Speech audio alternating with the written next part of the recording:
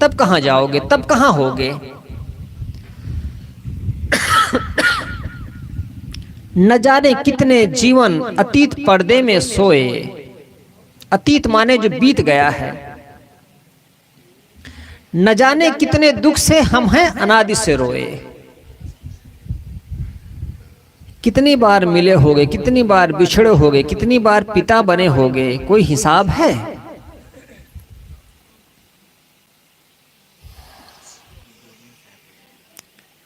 रोना ही रोना है आदमी को जीवन में। पहले भी रोया है और आगे भी रोएगा।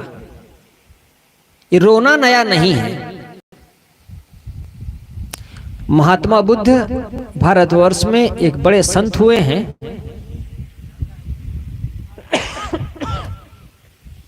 उन्होंने एक जगह कहा है,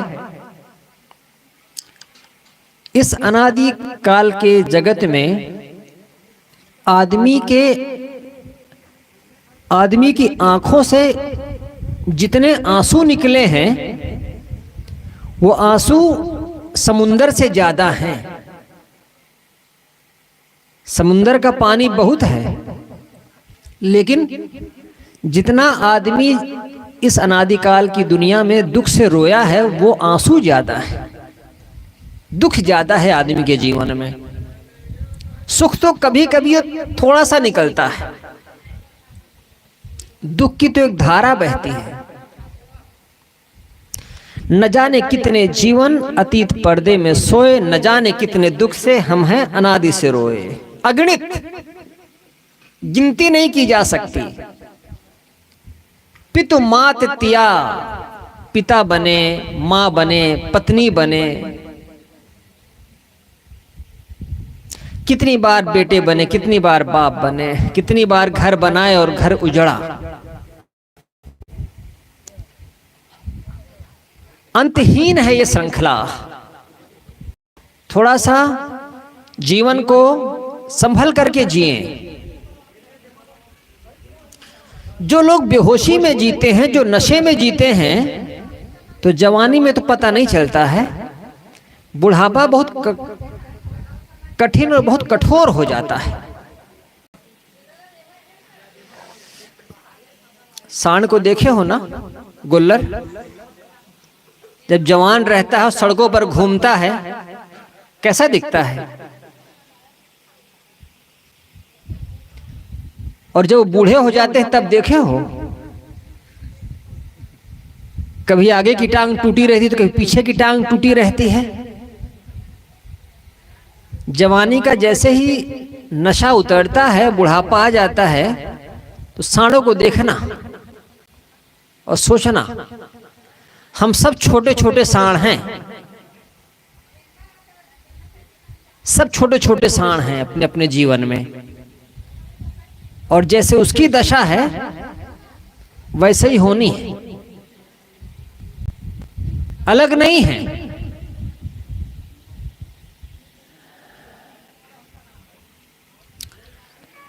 साधु गुरु की संगत करते रहो।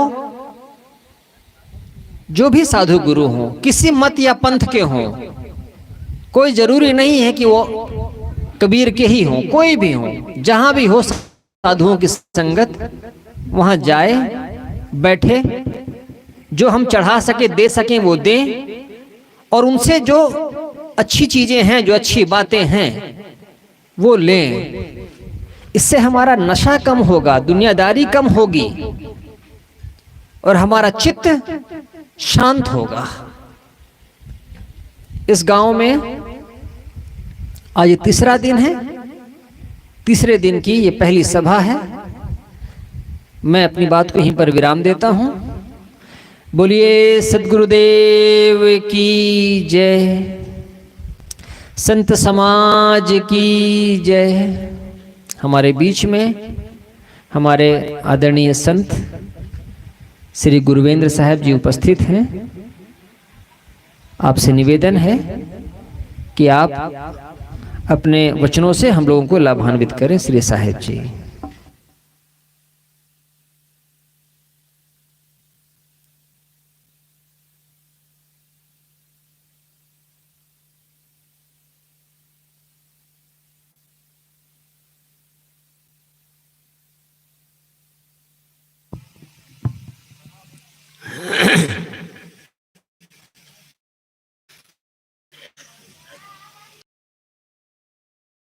कि ना बोलवाऊं? कसम तो नहीं खाए हैं ना? हाँ, तब तो बोलेंगे। बोलिए सदगुरु देव की जय। ले, हो गया ना उड़ान का काम, उड़ गया। आप लोगों को संजन बताया करते हैं, फलों से निकला हुआ रस क्या कहलाता है? जूस कहा जाता है। सही है। और जो जय बुलाने पर भी ना बोले, मैं नहीं कहूँगा, आप लोग बोल लो, जो जय बुलाने पर भी ना बोले कंजूस कहा जाता है। क्या उड़ान के लोग इतने कंजूस हैं? हम कुछ मांग नहीं रहे हैं, बस जयकारा बुलाने के लिए कह रहे हैं। बोलिए सदगुरु देव की जय। धन्यवाद। मुद मंगलमय संत समाज, सम्माननीय श्रोताओं, श्रद्धा मूर्ति देवियों, इस त्रिदिवसीय सत्संग समारोह का तीसरे दिन की पहली सभा चल रही है। इस पर संतों द्वारा काफ़ी कुछ विचार हम लोग श्रवण कर चुके हैं। कुछ देर में गुरुदेव जी मंचासीन होने वाले हैं। तो टुडे इज लास्ट डे, और लास्ट को हम ब्लास्ट ना करें। यहाँ वहाँ जहाँ तहाँ मत पूछो कहाँ कहाँ, राहों में, चौराहों, पेड़ों की छाँव बैठे हुए जितने लोग हैं, उन सबसे मेरा निवेदन है, जहाँ तक मेरी आवाज़ जा रही है, अंत भला तो सब भला। इस अंतिम समय को हमें सार्थक बनाना है। पता नहीं जीवन का कब अंत हो जाए। सूर्य का अस्त होने का, उगने का समय निश्चित होता है, निर्धारित होता है, लेकिन जीवन के सूर्य का अस्त होने का कोई निर्धारित समय है? उदय होने का तो बता देता है डॉक्टर, भाई अमुक महीने में हो जाएगा, 2-4 दिन आगे पीछे भी हो जाता है, लेकिन अस्त होने के बारे में कोई नहीं बता सकता, डॉक्टर भी नहीं बताता। ऑपरेशन करते करते भी लुढ़क जाता है। आप लोगों ने वो उदाहरण सुना होगा अकबर बीरबल का, सुने? सुनाता हूं मैं। अकबर ने बीरबल से एक दिन ये पूछा, भरी सभा में, सभासद बैठे हुए थे। अकबर ने बीरबल से कहा, बीरबल ये बताओ, मेरे हाथ की हथेली में बाल क्यों नहीं हैं? अब बीरबल तो उनके नवरत्नों में से एक हाजिर जवाब आदमी था। वो जैसे ही अकबर ने पूछा, बीरबल मेरे हाथ की हथेली में बाल क्यों नहीं है क्या बाल? नहीं है ना? तो बीरबल ने क्या कहा, हुजूर आप परवरदिगार हैं, जहां पनाह हैं, दाता हैं, आप हमेशा दान करते रहते हैं, तो आपकी हाथ हथेली के बाल दान देते देते झड़ गए। कितना साफ उत्तर है, सटीक उत्तर है, सही बात है। उसने कहा, वाह बीरबल वाह, तूने तो कमाल कर दिया। लेकिन ये बताओ, मेरे हाथ की हथेली के बाल तो दान देते देते झड़ गए, और तेरे हाथ की हथेली के बाल तो तू भी दाता है क्या? तू भी देता है? कहा, हुजूर कोई देने वाला हो तो कोई लेने वाला भी तो चाहिए, हैं? कोई देने वाला हो तो कोई लेने वाला भी तो चाहिए ना। तो आपके हाथ की हथेली के बाल दान देते देते झड़ गए, और मेरे हाथ की हथेली के बाल दान लेते लेते झड़ गए। बात वाराणसी यार साफ हो गई ना। इतने पर अकबर रुका नहीं, कहा, बीरबल तुमने सही कहा, मेरे हाथ की हथेली के बाल दान देते देते झड़ गए, तेरे हाथ की हथेली के बाल दान लेते लेते झड़ गए, लेकिन ये जितने सब बैठे हुए हैं यहाँ पर, उनके हाथ की हथेली के बाल कैसे झड़ गए? कहा, हुजूर यह भी साफ है, नो डाउट, नो संदेह, कि आपकी हथेली के बाल दान देते देते झड़ गए, मेरे हाथ की हथेली के बाल दान लेते लेते झड़ गए, लेकिन ये जितने भी सब बैठे हुए दरबारी सभासद लोग सभा में, उनके हाथ की हथेली के बाल इसलिए झड़ गए कि हाय, अकबर ने, राजा ने दान तो बहुत दिया, लेकिन हाय हमको नहीं मिला, हाय हमको नहीं मिला, मत मलते मलते झड़ गए। साथियों, मेरे बंधु, ये डॉक्टर ने जो त्रिदिवसीय सत्संग का आयोजन किया, केवल अपने लिए नहीं किया, उनका क्या स्वार्थ था? वो तो जाकर के भी आश्रम में प्रयागराज जाकर सत्संग कर लेते। आप सब की भावनाओं को देखते हुए उन्होंने इस सत्संग का आयोजन किया कि उन सबका भला हो। वसुधैव कुटुम्बकम की भावना, सब कल्याणो, सर्वे भवन्तु सुखिनः, सर्वे सन्तु निरामया, सर्वे भद्राणि पश्यन्ति मां कश्चित् दुःख भाग् भवेत्, ये भावना उनके अंदर। तो क्यों ना हम इसका लाभ उठाएं, इसका उपयोग करें, क्योंकि कल का दिन किसने देखा है, आज का दिन हम खोए क्यों। जिन घड़ियों में हंस सकते थे उन घड़ियों में रोए क्यों। कल का दिन आप लोग सोचेंगे कि आज तो फुर्सत नहीं है, कल सत्संग कर लेंगे, तो क्या ये हो पाएगा? महात्मा लोग यहाँ रुक पाएंगे?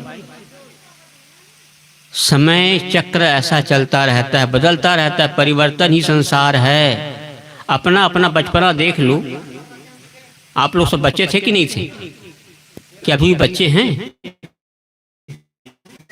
अब तो बूढ़े हो गए, दांत भी टूट गए, शरीर में झुर्रियां, आंख से दिखाई कम देने लगती है, कान सुनाई कम पड़ने लगती है, कितना बदल गया।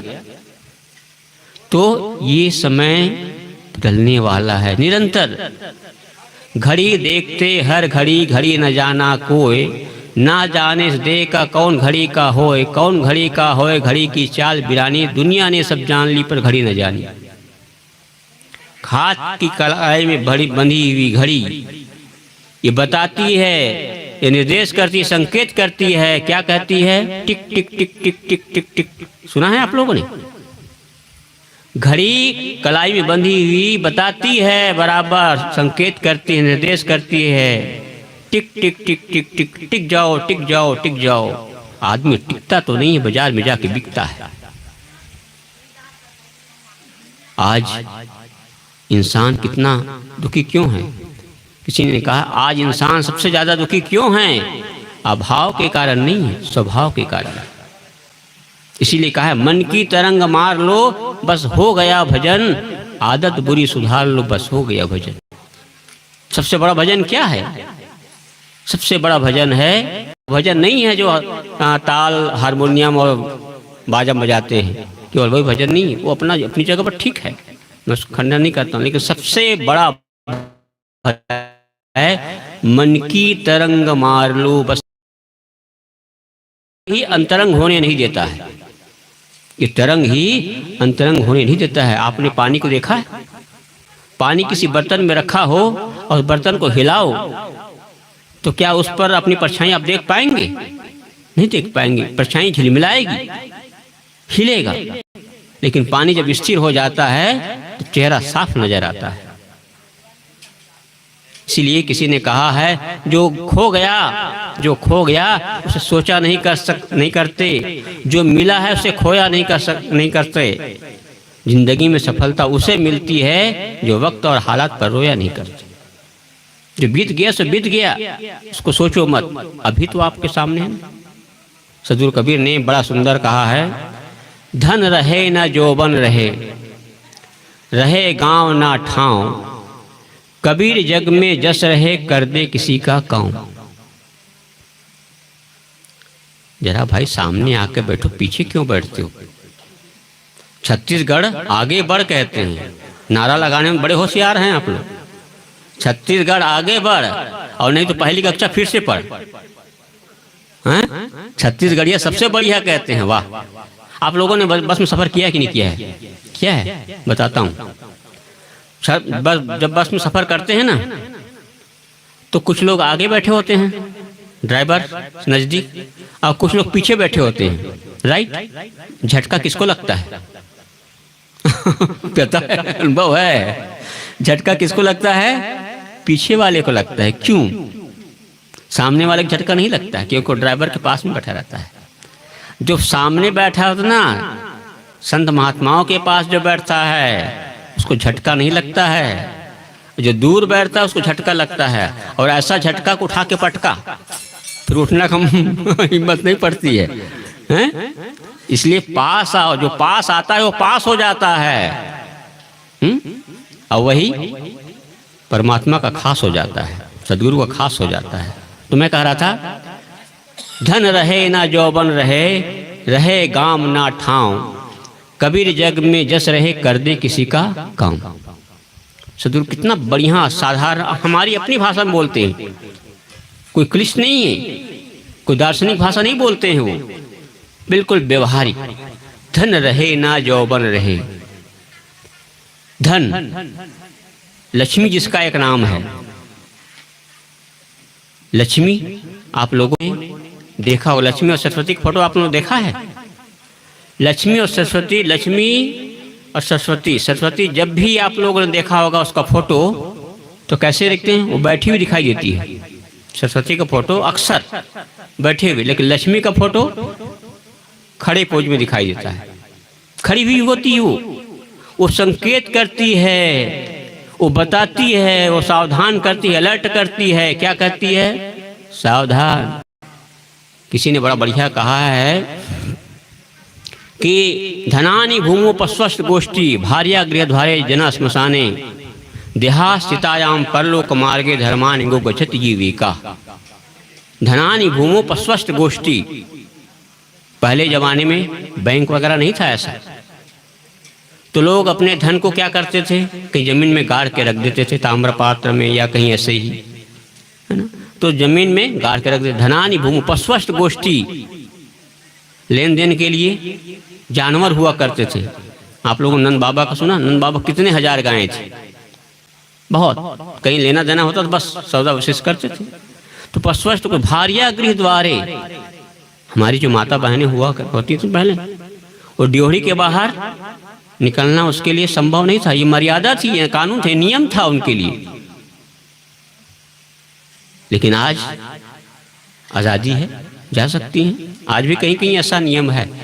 तो भार्या गृह द्वारे जना श्मशाने, और जना जब किसी का अर्थ, किसी का शरीर छूट जाता है तो श्मशान घाट तो जाते हैं ना, कि सब लोग चितम कूद पड़ते हैं। जिसका वही तो जाता है ना। जना श्मशाने, उसके आगे देहास्थितायाम परलोक मार्गे, जिस देह को हमने इतना खिलाया पिलाया, रात दिन उसके लिए हमने इतना जतन किया, वो भी कहाँ तक? चिता तक, है ना। तो देहास्थितायाम परलोक मार्गे धर्मानि गो गच्छति जीविका। जीव के साथ किया जाता है आपका अपना धर्म, आपका अपना कर्म, जो आपने किया है वही उसके साथ में जाता है। तो सदगुरु क्या कहते हैं? धन रहे न यौवन रहे, रहे गाम ना ठाम, कबीर जग में जस रहे, दे किसी का काम। धन रहने वाला नहीं होता है। इन हाथों से आपने अब तक कितना कमाया है, कितने नोटों गड्डी आप गिन चुके होंगे, लेकिन आज भी हाथ खाली का खाली है। क्या कुछ अब होगा भी बैंक में होगा। और सभी साही कहीं समय पर जरूरत पड़े ना तो जाओगे बैंक में, भैया आज तो बैंक बंद है, गया वही ठन गोपाल, लौट के आओगे हैं? किसी से उधार मांग दो, भैया दे दे आज बैंक बंद है, कभी नहीं कभी ना। तो धन रहे न यौवन, धन भी साथ में रहने वाला नहीं होता है। इसलिए गुरुदेव जी कहते थे धन धन नहीं है, जन धन है। आदमी भगवान की पूजा भी करता है ना, भगवान के लिए कभी पूजा नहीं करता है, वो अपने स्वार्थ के लिए करता है। पत्नी को पत्नी के लिए कोई नहीं चाहता है, अपने स्वार्थ के लिए चाहता है। इसलिए इसी प्रकार पत्नी पति को पति के लिए नहीं चाहती, अपने स्वार्थ के लिए चाहती। स्वार्थ में धक्का लगता है ना तो आदमी उसको 100 गाली देता है। ये छत्तीसगढ़ की तो बात है। अब यहाँ की बात मुझे ज़्यादा याद आती रहती है। जब पानी गिरता है ना, और जिला हमन का कहते छत्तीसगढ़ में चिखला हो जाते, जब चिखला हो जाते तब आदमी में का कहते, रोगहा पर पानी गिरा दी इसका। भगवान लगा ली दिए थे वह, ये रोगहा पर पानी गिरा चिखला हो गई। तो भगवान को भी भगवान के लिए हम चाहते हैं क्या? नहीं चाहते। और हमारे छत्तीसगढ़ की महिलाएं इतनी एक्सपर्ट हैं, मुझे ये लगता है कि इन लोगों का नाम गिनीज बुक में लिखाना चाहिए। गिनीज बुक में का है? क्यों पता है आपको? जब कहीं झगड़ा लड़ाई होती है ना, आपस में टूटू मैमा हो जाता है, तब क्या कहते? तोर मुर्दा रहेंगे रे कथ, तोर खटिया रहेंगे रे कथ। आज तक कोई भी सर्जन, कोई भी साइंटिस्ट खटिया को नहीं रेंगाया है, किसी मुर्दा को नहीं रेंगाया है। लेकिन हमारी छत्तीसगढ़ की माँ बहनें में इतनी औकात है, इतनी ताकत, इतनी हिम्मत है कि मुर्दा को भी रेंगा देती है, खटिया को भी रेंगा देती है, हैं? मैंने सुना है ससुर कबीर साहब के चमत्कार के लिए कि गोरखनाथ और कबीर साहब जब बैठे तो गोरखनाथ जी शास्त्रार्थ करने के लिए आ रहे थे, है ना? तो कबीर साहब ने कहा चल चौकी, चौकी चल पड़ी थी उनके कहने से, लेकिन किसी कहने चौकी नहीं चल। मैं कहने का मतलब यह है कि धन रहे न यौवन रहे, धन कभी स्थिर रहने वाला नहीं है। मैंने कहा लक्ष्मी, लक्ष्मी कभी भी जा सकती है, चल सकती है। इसीलिए कहा है कि जेठ करे निदारा जेठ का, तीन मचावे शोर। लक्ष्मी के सुत चार है, धर्म अगिन नृपचोर, धर्म अगिन नृपचोर। यदि हम अपनी कमाई का उपयोग धर्म में नहीं करते हैं, परोपकार में नहीं लगाते हैं, सेवा में नहीं लगाते हैं, तो कहीं न कहीं तो जाएगा। क्यों रुक के रहेगा? रहेगा क्या? करोड़पति को आप रोड़पति होते देखे हैं और रोड़पति को करोड़पति होते देखे हैं आप। इस समय का तकाजा है। इसीलिए किसी ने कहा है वक्त की इल्तिजा कुछ और है, हजरतें कुछ और है, वक्त की इल्तिजा कुछ और होता है। कौन जी सका है जिंदगी अपने मन के मुताबिक, दिल चाहता कुछ और है, होता कुछ और है। कोई अपने मन के मुताबिक कैसे जी सका है? इसलिए जो है जैसा है, कोई यदि आपके दरवाजे पर आता है याचक के रूप में, भिखारी के रूप में, यदि वो अपना पात्र फैलाता है तो कभी ना मत बोलना। क्यों? एक्शन टू रिएक्शन, क्रिया की प्रतिक्रिया होती है। इस समय का चक्र बदलता रहता है। आप लोगों ने वो सुना होगा भीम और युधिष्ठिर का संवाद। कहा जाता है राजा युधिष्ठिर के दरबार में एक बार एक याचक आया और उसने कहा राजन कुछ दे दीजिए। युधिष्ठिर शायद कुछ राजकाज में व्यस्त रहा, उन्होंने कहा जाओ दूसरे कल आना। ये बात भीम के कान में पड़ी, भीम ने सुना और गया और नगाड़ा पीटने लगा। युधिष्ठिर ने कहा ये नगाड़ा कौन बजा रहा है? ये नगाड़ा तो विजय का नगाड़ा है। ये किसी को भेजा दूत को कि जाओ देख पता लगा करके जाओ ये कौन नगाड़ा बजा रहा है, किसने गुस्ताखी की है। ये दूत आकर के समाचार देता है कि राजन वो तो भीम बजा रहा है। भीम को बुलाया गया, भीम ये तुमने क्या गुस्ताखी की? आज तो हमने किसी राज्य पर अटैक नहीं किया, किसी पर आक्रमण नहीं किया, किसी पर विजय नहीं पाई, ये तुमने नगाड़ा कैसे बजा दिया?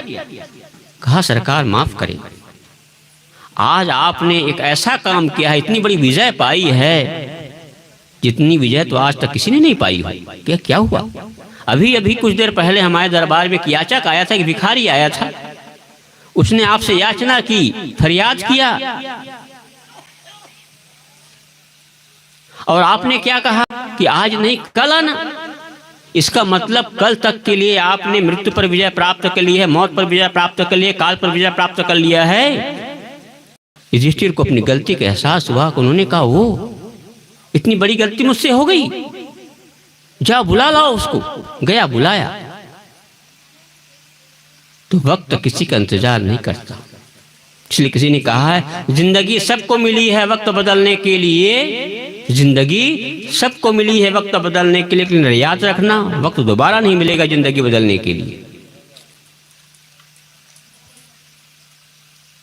तो मैं कह रहा था धन रहे न यौवन रहे। यदि आपके दरवाजे पर कोई याचक आता, कोई भिखारी आता, याचना करता है तो उसको ना मत बोलो।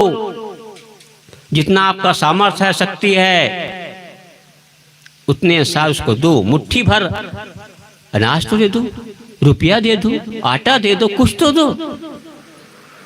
एक बात और, देते समय ये भावना मत करना आज इसको जरूरत है, ये असहाय है, ये गरीब है, लाचार है, इसको मैं दे रहा हूं, कल मुझे मेरी मदद करेगा।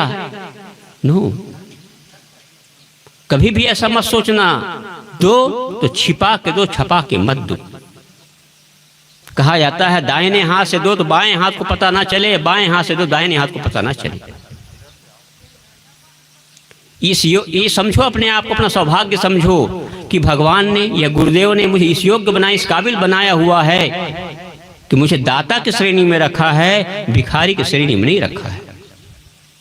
इसलिए हमारे ऋषियों ने कहा, संतों ने कहा, श्रद्धा देयम अश्रद्धा देयम श्रेया देयम भ्रिया देयम संविदा देयम। श्रद्धा से दो,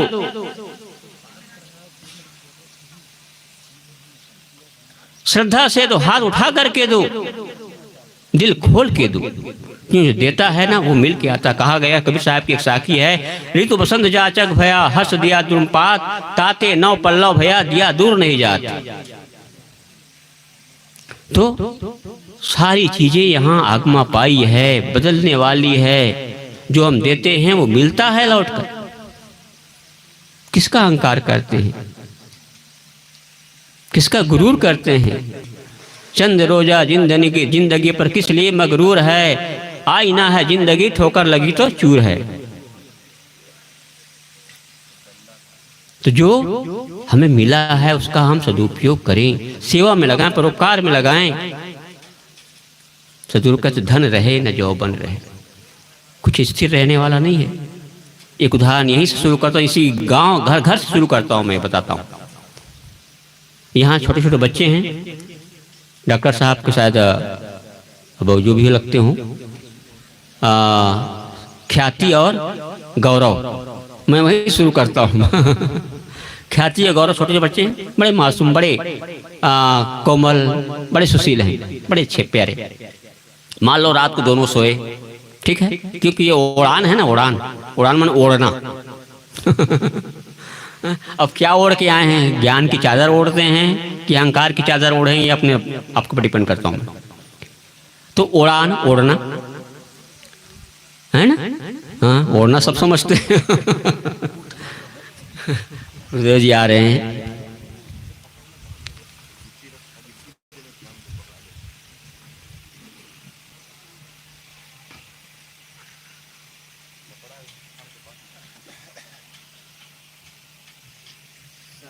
सब लोग बैठ जाएं।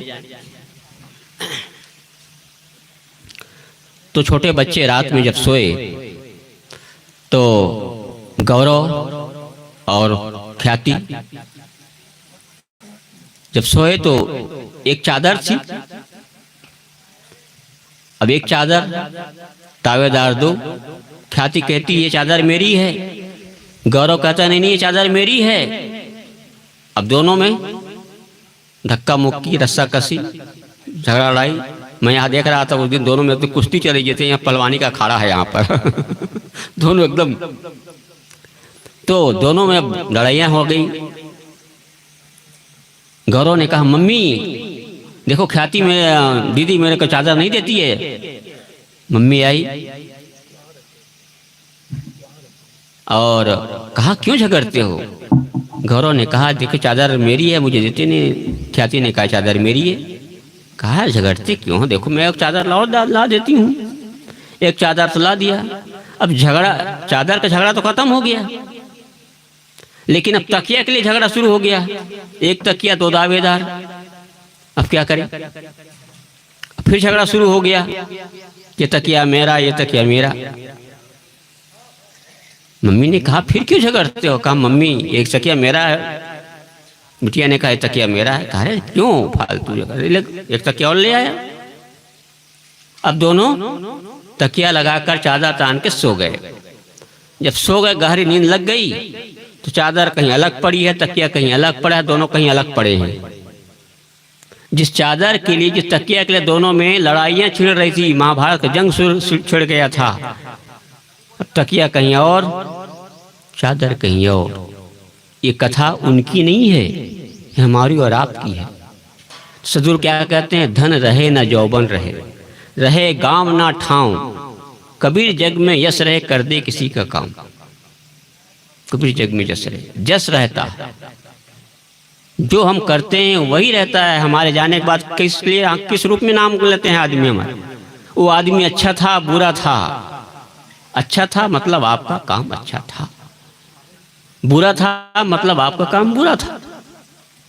इसलिए मैंने शुरू कहा जो कुछ है उसको उस रूप में लगाएं। अंत में तो खाली हाथ जाना ना, मुट्ठी बांध के आया जगत में, हाथ पसारे जाना है। ये सब लोग कहते हैं, लेकिन केवल जबान पे नहीं रहना चाहिए, जीवन में उतरना चाहिए। तो एक छोटा सा एग्जाम्पल देकर अपनी बात समाप्त करता हूं मैं कि एक जब बार दो भाई थे, दोनों में गहरा लगाव था, गहरा प्रेम था, इतना गाढ़ स्नेह। लेकिन दिन बदला, समय बदला, दोनों में मनमुटाव हुआ, बंटवारा हो गया और झगड़ा इतना तगड़ा हो गया कि बंटवारा का नौबत आ गई। सब कुछ बांट लिया गया, सब कुछ बांट लिया गया। खेत बट गया, मकान बट गए, गाड़ियां बट गई, बर्तन भांडे सब बट गए।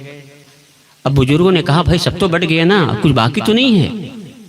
तो एक भाई ने कहा बट तो सब गया, लेकिन एक चीज बाकी रह गई है। कि क्या?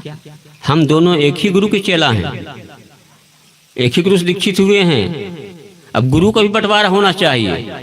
हद हो गया, गुरु का बंटवारा कैसे करे? गुरु काटा जाए क्या? हैं? तो बुजुर्गों ने कहा देखो भाई, गुरु तो गुरु हैं, उसके भी हैं, और संयोग से तुम दो ही भाई हो। तो बड़ा भाई दाहिना पैर को ले ले, छोटा भाई बाएं पैर को ले ले। बंटवारा गुरु का हो गया, लेकिन गुरु को पता नहीं है अभी। समझ रहे ना? गुरु को पता नहीं, बंटवारा हो गया। अब गुरु महाराज समय से आए चेला के यहाँ, सोचा चलो घूम फिर आते हैं। तो पहले आए, छोटा भाई के यहाँ उतरे, पहला घर उन्हीं को पड़ता था। गए, अब देख गुरु महाराज को देख करके छोटा भाई गदगद हो गया, खुश और प्रसन्न हो गया। वाह, आज गुरु महाराज हमारे दरबार में घर में पधारे हुए हैं। बढ़िया साबुन लाया और तौलिया लाया, पानी लाया, धोया। गुरु महाराज ने बायां पैर बढ़ाया, धोया, रगड़ रगड़ के बढ़िया से। अब सोचा कि एक पैर को धोया, दूसरा पैर को, दाहिना पैर को बढ़ा दिया। उन्हें क्या पता मेरा बंटवारा हो गया है। जैसे दाहिना पैर को बढ़ाया तो छोटा भाई ने जिस लोटा से पानी डाला तो उसी लोटा से कस के मारा दाहिना पैर को। कहा गुरु मेरा दुश्मन का पैर बढ़ा दिया आपने। पहले तो भाई भाई था, दुश्मन नहीं था, दुश्मन हो गया। भाई जैसा भाई नहीं, भाई जैसा कसाई नहीं। तो गुरु महाराज वहां से जान बचाते बचाते लंगड़ाते लंगड़ाते भागे वहां से। बड़े भाई के यहाँ गए, अब लंगड़ा रहे थे। बड़े भाई ने देखा गुरुजी आप लंगड़ा कैसे करें, कहीं चोट लग गई, कहीं गिर गए क्या, क्या हुआ? कहा बेटा कहीं गिरा भी तो नहीं, हाँ चोट तो जरूर लगी। कि क्या हुआ? तुम्हारे भाई के यहाँ गया था, उसने बाएं पैर को तो बड़े प्रेम से धोया, साबुन लगा करके, पानी लगा के, तौलिया से रगड़ रगड़ के धोया। जैसे दाहिने पैर को बढ़ाया तो उसने कहा दुश्मन का पैर बढ़ा दिया, लोटा से कस के मारा। जान बचाने के लिए भागा। कहा उसने मेरे पैर को लोटा से मारा है तो मैं उसके पैर को कुल्हाड़ी से काटूंगा। कुल्हाड़ी लेने के लिए घर गया। गुरु महाराज तो सोचे आफत में आए हम, निकल के भागे वहां से। अब दोनों भक्त हैं कि कम वक्त हैं? ये इसको भक्त कहेंगे? तो सदगुरु कहते हैं धन रहे न जो बन रहे, रहे काम न ठाम। अपने धन का उपयोग सदुपयोग में लगाओ, कुछ रहने वाला नहीं है। आगमा पाई है, गुरुदेव जी मंचासीन हो चुके हैं। आप लोगों ने बड़े प्रेम से, बड़ी शांति से मेरी बातों को सुना। आप सबको बहुत बहुत धन्यवाद। बोलिए सदगुरु देव की जय। गुरुदेव जी के आशीर्वचन श्रवण करने के पूर्व हम चाहेंगे कि भजन श्रवण करें। और भजन रखने के लिए मैं निवेदन करता हूं हमारे साथी मधुरेंद्र साहब से कि आप इस अवसर पर एक भजन प्रस्तुत करें।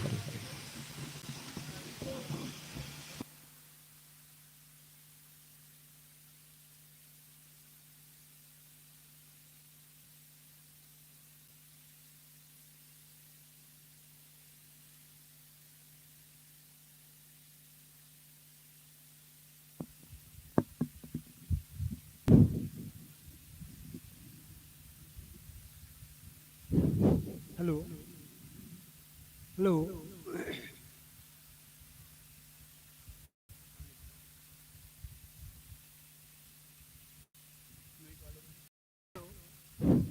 माइक वाले भाई।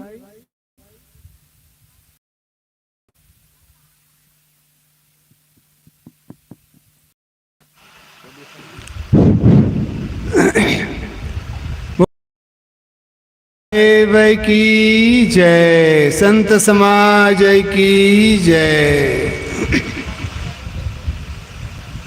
परम पूज्य गुरुदेव जी, मुद मंगलमय संत समाज, सत्संग प्रेमी बंधुओं,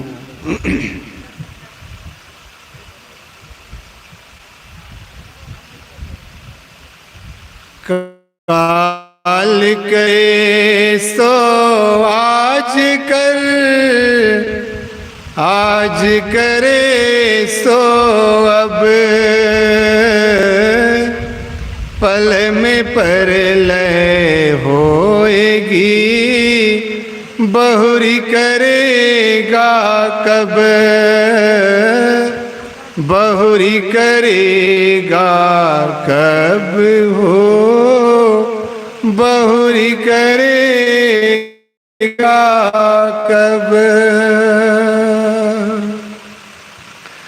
पाया मानुष का तन, आज करे ले भजन, ना भुलाना तेरे जीवन का क्या है ठिकाना। पाया मानुष का तन, आज करे ले भजन, ना भुलाना तेरे जीवन का क्या है ठिकाना। तेरे जीवन का क्या है ठिकाना। खानियों में भटकता तू आया, आदि अवसर तू नर्तन का पाया। खानियों में भटकता तू आया, आज अवसर तू नर्तन का पाया। भाग्य तेरे जगे दांव ऐसे लगे, मुक्ति पाना मन को विषयों से अपने हटाना। पाया मानुष का तन, आज करे ले भजन, ना भुलाना तेरे जीवन का क्या है ठिकाना। स्वप्न की संपत्ति में न फूल, देख दो दिन की माया न भूले। स्वप्न की संपत्ति में न फूल, देख दो दिन की माया न भूले। मृत्यु के बाद सब ये रहे तेरे कब घर खजाना। फिर तू क्यों होता इनमें दीवाना। पाया मानुष का तन, आज कर ले भजन, ना भुलाना तेरे जीवन का क्या है ठिकाना। तेरे जीवन का क्या है ठिकाना। मृत्यु आकर अचानक धरेगी, तेरी सब अक्ल कुछ ना करेगी। मृत्यु आकर अचानक धरेगी, तेरी सब अक्ल कुछ ना करेगी। या ते साधन में मन कर ले अपनी लगन दूर जाना, क्यों तू पथ में ही बैठा भुलाना। पाया मानुष का तन आज कर ले भजन ना भुलाना। तेरे जीवन का क्या है ठिकाना, तेरे जीवन का क्या है ठिकाना। आया मानुष का तन आज कर ले भजन ना भुलाना। तेरे जीवन का क्या है ठिकाना, तेरे जीवन का क्या है ठिकाना। विष के वत भोग को छोड़ दे तू, जगत से जीत को मोड़ ले तू। विष के वत भोग को छोड़ दे तू, जगत से जीत को मोड़ ले तू। नित स्वतरूप भज मन के अध्यास तज मद जलाना।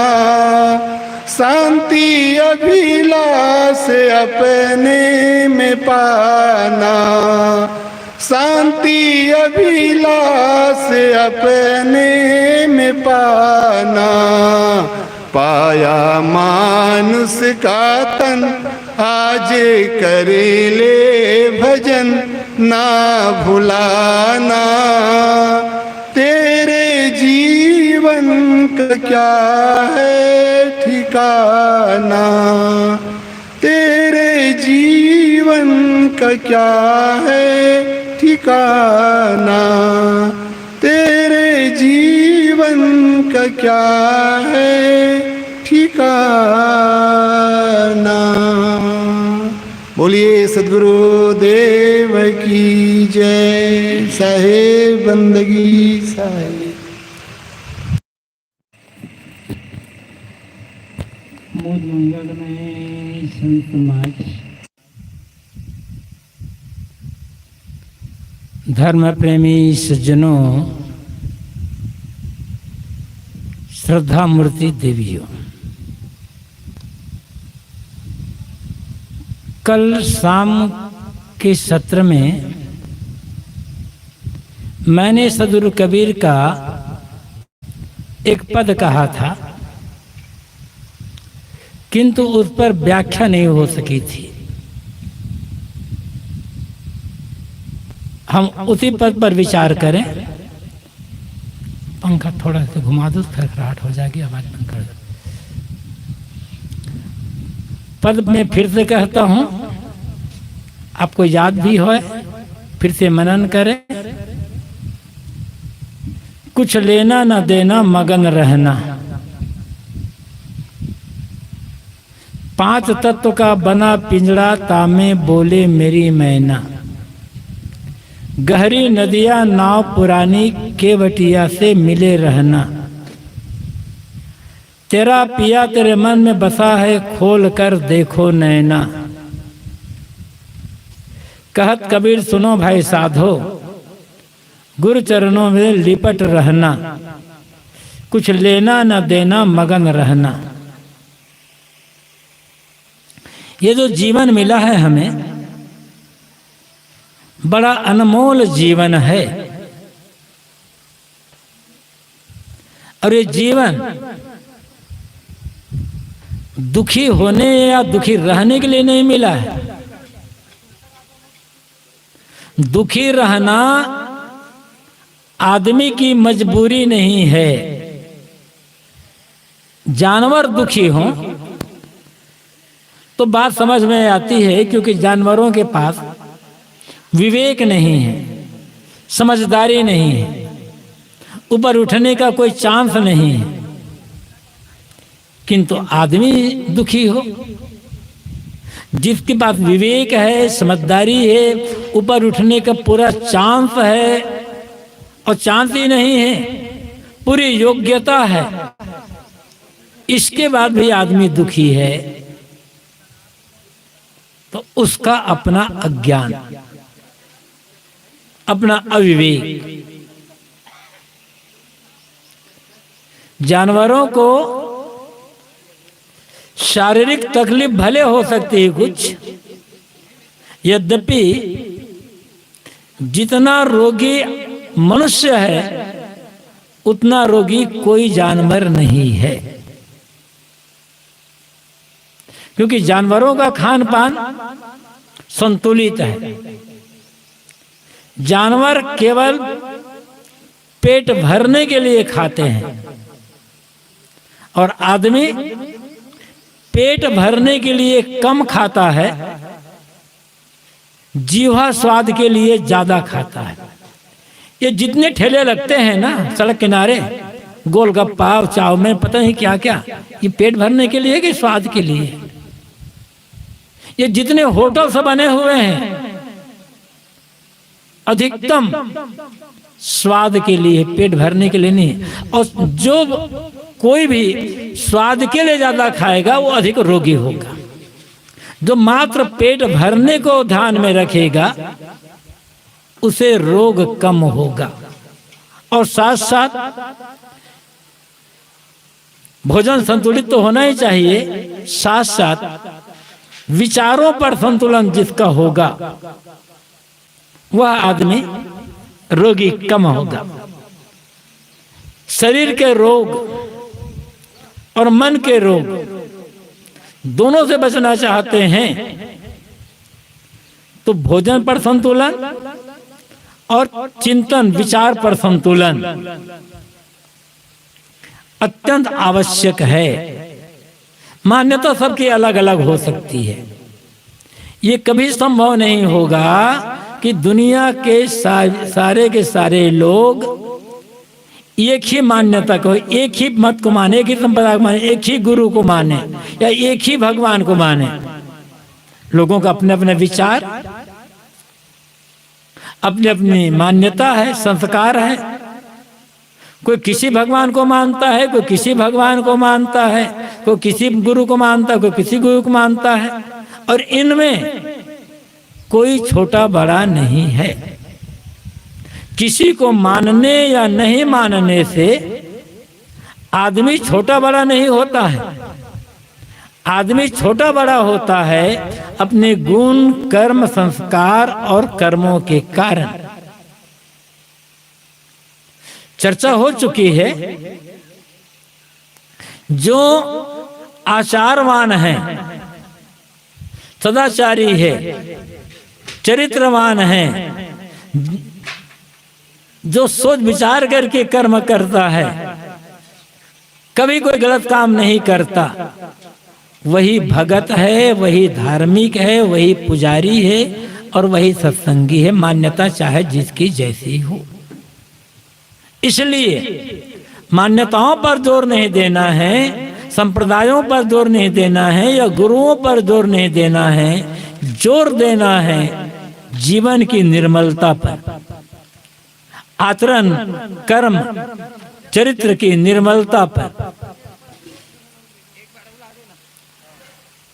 और यदि ये सही है तो शरीर भी जल्दी रोगी नहीं होगा और मन भी जल्दी रोगी नहीं होगा। और इनमें गड़बड़ी आई तो शरीर रोगी और मन रोगी। तो बात यह है, दुखी रहना आदमी की मजबूरी नहीं है। दुखी रहना आदमी की नासमझी है। दुखी रहना आदमी का अविवेक है। इसी नासमझी को दूर करने के लिए, इसी जो अविवेक है, इस अविवेक को दूर करने के लिए ही भक्ति धर्म सत्संग का मार्ग है। और भक्ति धर्म सत्संग करते हुए भी आदमी दुखी है, इसका मतलब होता है उसका भक्ति धर्म सत्संग करना ऊपर ऊपर चल रहा है। भक्ति धर्म या सत्संग जीवन में उतर नहीं रहा है।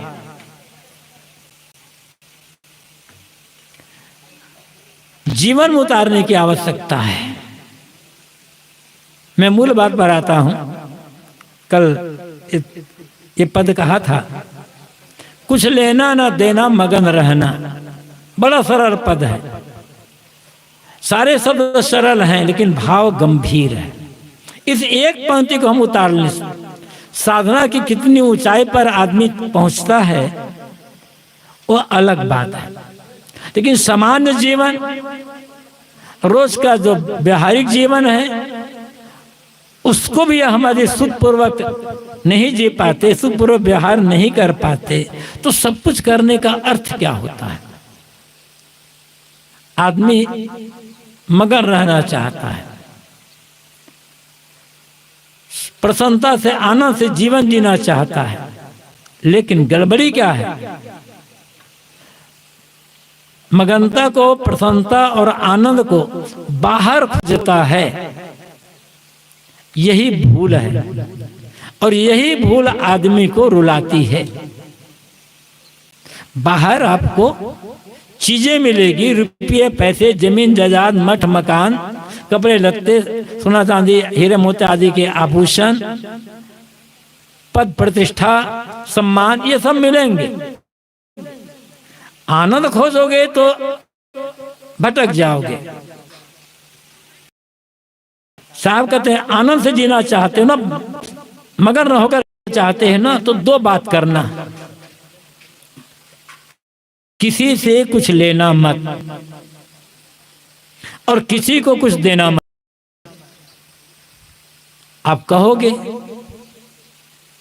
यदि हम किसी को कुछ ना दें और किसी से कुछ ना लें तो व्यवहार कैसे चलेगा? सारा व्यवहार तो लेन देन का व्यवहार है ना, बिना लिए दिए व्यवहार चलेगा नहीं। तो जो हम रोजमर्रा जीवन में दूसरों से लेते हैं, देते हैं, उनकी बातें नहीं करे था। हाँ, तो लेन देन करना ही होगा। साहब के संकेत में है कुछ लेना मत, मतलब किसी की बुराई को अपने जीवन में मत लेना, बुराई देखते मत रहना। जितनी बुराई की नकल करोगे, एक आदमी गलत काम कर रहा है, हम भी वैसे गलत काम कर लें, अपनी गलती छिपाने के लिए उस आदमी को उदाहरण दें, तो ये अपना ही पतन का रास्ता होगा। अच्छा, आदमियों में अच्छाई भी है और आदमियों में बुराई भी है। लेना ही है तो अच्छाई ले लें, अच्छा की नकल करें। लेकिन हम दूसरों की अच्छाई की नकल, दूसरों के सद्गुण सदाचार की नकल, दूसरों के त्याग सेवा भक्ति की नकल नहीं कर पाते। एक आदमी गलत काम करते देखते हैं, हम भी वैसे गलत काम कर लेते हैं और कहते हैं सब ऐसा चल रहा है दुनिया में। कहां से मगन रहोगे? प्रसन्नता से जीवन कैसे व्यतीत होगा? बुराई देखते देखते तो जीवन नरक बन जाएगा। आप प्रयोग करके देखें। सुबह उठें और बिस्तर पर बैठ जाएं 2-4 मिनट के लिए। आपके परिवार में जितने भी लोग हैं, स्त्री पुरुष बूढ़े बालक, जो संबंधी हैं, जो मित्र हैं, जो पड़ोसी हैं, उनमें जितने लोगों की याद आए, आप उनकी अच्छाइयों को याद करते जाएं। पत्नी में, पति में, सास में, बहू में, पिता में, पुत्र में, भाई में, भाभी में, ननद भावज में, पड़ोसी में, ये अच्छाई है। रोज रोज उन अच्छाइयों के बारे में सोचें, विश्वास के साथ कहा जा सकता है। यदि आप 4-6 महीना ये प्रयोग कर लें तो आपको लगेगा कि मेरा घर परिवार स्वर्ग से भी बेहतर है।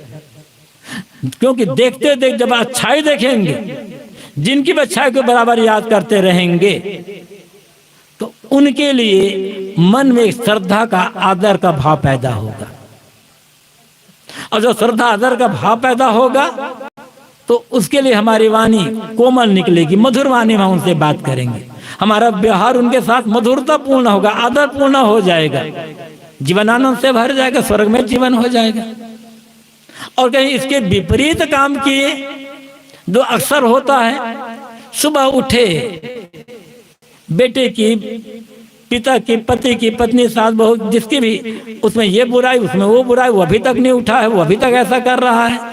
6 महीने लगातार सोच कर देखो, लगेगा दुनिया में जो सबसे पुराना, सबसे नरक कहीं है तो मेरा घर है। फिर कुछ भी अच्छा नहीं लगेगा। सोचने से नरक, सोचने से स्वर्ग। बनाना क्या चाहते हैं जीवन? कल मैंने कहा था, यदि ये सोचोगे कि मरने के बाद स्वर्ग मिलेगा, धोखा। आकाश पाताल में कहीं स्वर्ग है ही नहीं, केवल किताबों में लिखा है। बड़े बड़े महात्मा लोग कहते हैं इस जीवन में पुण्य का काम करोगे तो मरने के बाद स्वर्ग में जाओगे। उस महात्मा जरा पूछना, महाराज जी देख कर आए हो क्या? कहेंगे किताब में लिखा है। किताब में जो कुछ लिखा है सब सच नहीं है। यदि आप या हम, कोई भी हो, जीवन को आप नरक बना लिए हैं तो मरने पर स्वर्ग कैसे मिल जाएगा?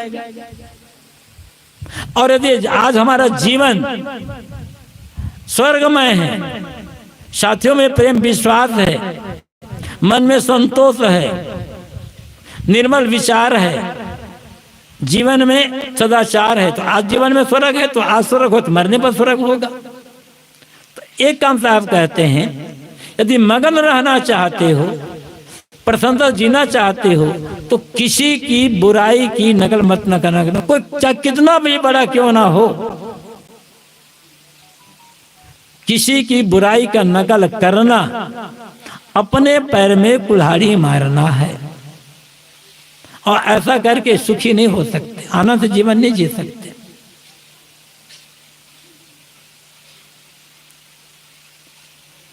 गलती किससे नहीं होती है? हर किसी से गलती होती है। कोई दावा नहीं कर सकता कि मुझसे कभी कोई गलती ना हुई है ना होगी। कोई भी आदमी कितना बड़ा ज्ञानी क्यों ना हो, कितना बड़ा विद्वान, कितना बड़ा साधु महात्मा क्यों ना हो, ये दावा नहीं कर सकता। और वो सब कुछ का ज्ञान नहीं कर सकता। जिस विषय में वो उसका ज्ञानी हो सकता है, उसका स्पेशलिस्ट हो सकता है वो, लेकिन हर विषय का उसका ज्ञानी तो नहीं होगा, विशेषज्ञ तो नहीं होगा वो। और किसी अपनी गलती होती है तो क्या चाहते हो, दूसरी गलती हो तो क्या चाहते हो? इसलिए न अपनी गलती न दूसरे की गलती, जितना संभव हो गलतियों को छोड़ते जाना है। यही सत्संग, भजन, धर्म, पूजा करने का फल होता है। तो पहली बात, किसी की बुराई की नकल नहीं करना। आखिर भक्त है ना, धार्मिक हैं, पुजारी हैं, सत्संगी हैं, साधु हैं, महात्मा हैं, क्या इनका काम बुराई देखना है लोगों के? क्या इनका काम उसके बारे में गलत गलत सोचना है? यदि बुराई देखते रहना है तो भक्ति, धर्म, सत्संग करने का अर्थ क्या होता है फिर? दूसरी बात साहब कहते हैं, कुछ देना मत। क्या नहीं देना है? जानबूझकर तन मन वचन से किसी को दुख मत देना। अपने लिए हम दुख नहीं चाहते, तकलीफ नहीं चाहते, असुविधा नहीं चाहते। तो हम सोच सकते हैं जैसे मैं अपने लिए दुख नहीं चाहता, ऐसे दुनिया में कोई दुख नहीं चाहता है। और जो सदाचारी होगा, जो भक्त होगा, वो दुख क्यों देगा किसी को जानबूझ करके? सत्य के मार्ग पे चलते, हम सच बात कहते हैं। हमारी सच बातों से किसी को तकलीफ होती है तो मजबूरी है। दूसरों को खुश करने के लिए हम सच बात भी ना बोल पाए, झूठ बोलें, नुकसान तो हमारा है, दूसरों का भी है। इसलिए सच बात कहना है। सच बात से कोई दुखी हो रहा है तो उसकी कमजोरी है। हमें तो सच बात ही कहना है, जितना संभव हो सच के मार्ग में चलना है। और नियम है दुनिया का, जो देंगे वो लौट करके मिलेगा। ये साखी, ये दोहा आप लोगों ने सुना होगा। 4 वेद 6 शास्त्र में बात मिली है दो, सुख दीन है सुख होता है, दुख दीन है दुख होए। सुख दोगे सुख मिलेगा, दुख दोगे दुख मिलेगा। और ये भी नियम है दुनिया का, जिस चीज को हम जितना अधिक बांटेंगे वह चीज हमें उतनी ज्यादा मिलेगी। ये जीवन का गणित कहता है। बाहर का गणित तो ये कहता है किसी चीज को जितना बांटोगे चीज घटती जाएगी, घटते घटते समाप्त हो जाएगी। लेकिन जीवन का गणित क्या कहता है? जितना बांटोगे उतना मिलेगा। जितने लोगों का आप प्रेम बांटते जाएं, सुंदर व्यवहार करते जाएं, उतना प्रेम बढ़ता चला जाएगा। और दूसरों से आप बैर करते चले जाओ, जितना अधिक बैर करोगे उतना बैर बढ़ता चलेगा, उतने बैरी बन जाएंगे। दुख बांटोगे दुख मिलेगा, सुख बांटोगे सुख मिलेगा, चाहे वो घर में हो चाहे बाहर हो। हम किसी से बराबर कड़वाहट में बात करते हैं, चिढ़ करके बात करते हैं, व्यंग बात करते हैं, तो आज नहीं तो कल इसका परिणाम हमारे जीवन में आएगा ही आएगा। अपने लिए करवाहट नहीं चाहते तो दूसरों के साथ करवाहट भरा व्यवहार करना बंद करो, करना ही पड़ेगा। अपने लिए कड़वी वाणी नहीं चाहते, दूसरों के लिए कड़वी वाणी का प्रयोग बंद करना ही पड़ेगा। बड़ी सरल बात है और कठिनाई यही है। बड़ी बड़ी पूजा करेंगे लोग, पता नहीं बड़ी बड़ी कथा कर लेंगे और धर्म नाम पर बड़ी बड़ी बात कर लेंगे, लेकिन जो छोटी छोटी बात है वहीं पर लोग भूल कर जाते हैं। और छोटी बात ही जीवन को बड़ा बनाती है। जो आदमी छोटी बात को नहीं समझ सकता वो बड़ी बात को क्या समझेगा। तो इतनी सी बात है। साहब कहते हैं मगन रहना चाहते हो जीवन में, मन में अशांति ना हो, मन में बेचैनी तनाव ना हो, तो किसी की बुराई की नकल मत करना और जानबूझकर किसी को तकलीफ मत देना। किंतु दूसरों की अच्छाई की नकल करो, अच्छे मार्ग पर चलो और जितना संभव दूसरों को सुख दो। अपने लिए सुख चाहते हो तो रास्ता यही है। 5 तत्वों का बना पिंजड़ा तामे बोले मेरी मैना, मिट्टी पानी आग हवा आकाश, ये 5 तत्व कहे जाते हैं। इनसे ये शरीर पिंजड़ा बना हुआ है। इस पिंजड़ा के भीतर एक ऐसा तत्व बैठा हुआ है जो पिंजड़े में रहते हुए पिंजड़े से अलग है और ये मिट्टी पानी आग हवा से नहीं बना है। जितने भी भौतिक द्रव्य हैं, चाहे उनका नाम कुछ भी रख लो, जो मिट्टी पानी आग हवा साधारण भाषा में कहते हैं या वैज्ञानिकों ने 118-119 तत्वों की जो खोज कर ली है वैज्ञानिक भाषा में, उनमें कह लो किसी भी भौतिक तत्व में चेतना गुण नहीं है, ज्ञान गुण नहीं है। और प्रत्यक्ष चेतना एक गुण है, ज्ञान एक गुण है, तो कहाँ से आया? जिसमें ये गुण है उसी को धर्म अध्यात्म की भाषा में जीव, चेतन, आत्मा, ब्रह्म, रूह, सोल आदि कहा जाता है। उसे हम आंखों से नहीं देख सकते क्योंकि देखने वाला वही है। कुछ लोग कहते हैं यदि जीव है तो आंखों से दिखाओ भला। जब तक हम आंखों से नहीं देख लेंगे तब तक मानेंगे कैसे?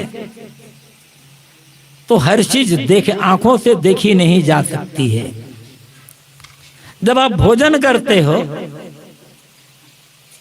अब भोजन करते समय भंडारी आपसे कहता है, भोजन बनाने वाला, आपकी पत्नी बना रही हो, कोई बना रही हो, कोई दूसरा बना रहा हो, कि देखो सब्जी में नमक कैसा है, तो क्या आपको आंख से देखने के लिए कह रहा है? कैसे देखोगे नमक को? जीभ पर रख करके देखोगे। जीभ बताएगी कि कम है कि ज्यादा है या बराबर है। मेरी जो बात है अभी मैं कह रहा हूं और मेरी जबान से कोई गलत बात निकल जाए और आपने कहा साहब आप साधु होकर गलत बात कहते हो, मैंने कहा दिखाओ मुझे गलत बात को। अब दिखाओगे उसको? कैसे दिखाओगे? बात जो शब्द है वो कान से देखा जाता है, गंध को हम नाक से देखते हैं, स्वाद को जीभ से देखते हैं, केवल रूप जो होता है वह आंखों से दिखाई पड़ता है।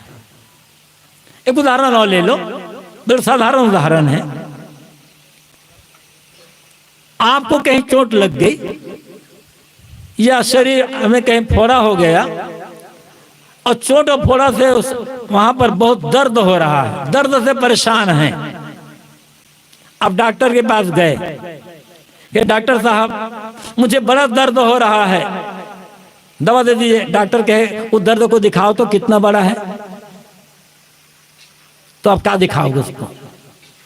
डॉक्टर ये कहता है वो दर्द छोटा है कि बड़ा है, लंबा है कि चौड़ा है कि गोल है कि खट्टा मीठा है कि सफेद है, जब तक ये पता नहीं चलेगा। दर्द छोटा होगा तो अलग दवा, दर्द बड़ा होगा तो अलग दवा। दर्द यदि सफेद रंग का है तो दवा दूसरी होगी, लाल रंग दवा के तो दवा दूसरी होगी। आप दिखाओगे दर्द को? क्या साधन है दर्द को दिखाने का? उसे महसूस किया जा सकता है, नापा भी नहीं जा सकता। बुखार हम नाप लेंगे लेकिन दर्द को कैसे नापोगे? तो ऐसे ही जो चेतन है, जो जीव है, उसे आंखों से देखोगे कैसे? देखने वाला वही है, जो सबको देख रहा है उसे कैसे देखोगे? लेकिन वो है, यदि वो नहीं होता तो मैं बोल पाता और ना आप सुन पाते। ये शरीर दिखाई पड़ता है, सुबह से शाम तक हम शरीर की व्यवस्था में लगे रहते हैं, मजबूरी है, लगे रहना पड़ेगा। लेकिन शरीर का भरण पोषण मात्र जीवन का उद्देश्य नहीं है, ये मजबूरी है। और मजबूरी उसे कहते हैं जिसके बिना हम जीवित नहीं रह सकते। भोजन, कपड़ा, आवास। कपड़ा न भी मिले तो जीवित रह सकते हैं, मकान न मिले तो भी जीवित रह सकते हैं, किंतु भोजन न मिले तब जीवित रहना मुश्किल है। तो शरीर की व्यवस्था करना एक मजबूरी है, किंतु शरीर सब कुछ नहीं है। आज शरीर को संवारने के लिए, मात्र चेहरा संवारने के लिए कितने कितने साधन निकल गए हैं, कैसे कैसे पाउडर, क्रीम और पता नहीं क्या क्या। शरीर के अंदर दृष्टि हमारी हो गई है, जिस किसी प्रकार से हो शरीर को अधिक से अधिक सुख पहुंचाओ, शरीर को अधिक से अधिक आराम पहुंचाओ। ठीक है, लेकिन क्यों? जी करके क्या करोगे? शरीर को आराम पहुंचा करके क्या करोगे? जानवर तो सब नहीं करते, फिर जानवर हमें अंतर क्या होता है? शरीर एक माध्यम है सेवा और साधना करके आत्म शांति, आत्म तृप्ति, आत्म संतुष्टि, आत्म कल्याण की प्राप्त करना। तो बात यह है, शरीर सब कुछ नहीं है। शरीर के भीतर एक ऐसा तत्व है जो शरीर में रहते हुए भी शरीर से बिल्कुल अलग है, और वह हम स्वयं हैं, आप स्वयं हैं। वो अलग नहीं है। उसी को आप परमात्मा कहो, ब्रह्म कहो, खुदा गाड कहो, या कुछ और भी कह लो। शब्द बदलने से तत्व नहीं बदलेगा, वस्तु नहीं बदलेगी, सच्चाई नहीं बदलेगी, लेकिन हमें उसी का ही ज्ञान नहीं है। और जब तक स्वयं का ज्ञान नहीं होगा, आत्मा का ज्ञान नहीं होगा। आत्मा मतलब स्वयं। जब तक स्वयं का ज्ञान होगा, मैं कौन हूं, मेरी वास्तविकता क्या है, इसका ज्ञान नहीं होगा, तब तक आदमी भटकता रहेगा, संसार में भटकता रहेगा सुख पाने के लिए, और धर्म क्षेत्र में भटकता रहेगा परमात्मा पाने के लिए। और दोनों को अंत में निराश होकर के दुनिया से विदा होना होगा। संसार में है तो जीवन निर्वाह तो करना होगा, और साथ साथ जो बन सके अपने से जिस किसी माध्यम से संसार की सेवा कर देना है। क्योंकि हमारे जीवन निर्वाह में असंख्य लोगों का सहयोग है। हमें जो ज्ञान मिला है, हमें जो थोड़ी समझ मिली है, इसमें भी असंख्य लोगों का सहयोग है। अनेक संतों ने, गुरुजनों ने समझाया, अनेक पता नहीं किन किन लेखकों की किताबें हमने पढ़ी, उन किताबों को कितने छापा, कितने बेचा, कितने लिखा, जरा हिसाब लगाओ, असंख्य लोग हो जाएंगे। जो कपड़ा पहने हैं, पता नहीं किस किसान के खेत में कपास बोया गया था, किन मजदूरों ने निराई की, कितने कपास, अब हिसाब लगाओ हाथ में। तो इसलिए हमारा कर्तव्य होता है कि जो कुछ बन सके संसार की सेवा करें। सेवा नहीं कर सकते तो संसार के व्यवहार को, संसार के नियम को, संसार की व्यवस्था को गड़बड़ ना करें, किसी को तकलीफ ना दें। सेवा नहीं कर सकते, कुसेवा ना करें बस। तो ये हमारी मजबूरी, ये हमारा कर्तव्य है कि इतने ही नहीं बनना है, आगे चढ़ करके धर्म परमार्थ संयम साधना के मार्ग पर चल करके आत्म शांति की अनुभूति करना है, वो जीवन का लक्ष्य है। तो साहब यहाँ कहते हैं 5 तत्वों का बना पिंजरा, तामे बोले मेरी मैना। ये 5 तत्वों से निर्मित शरीर है, इसमें जो बोलने वाला है वो अलग है। शरीर को भी समझो और अपने आप को भी समझो, करना है और अपने आप की व्यवस्था करना है। उसी के लिए धर्म भक्ति संयम साधना का मार्ग है। गहरी नदियां नाव पुरानी, केवटिया से मिले रहना।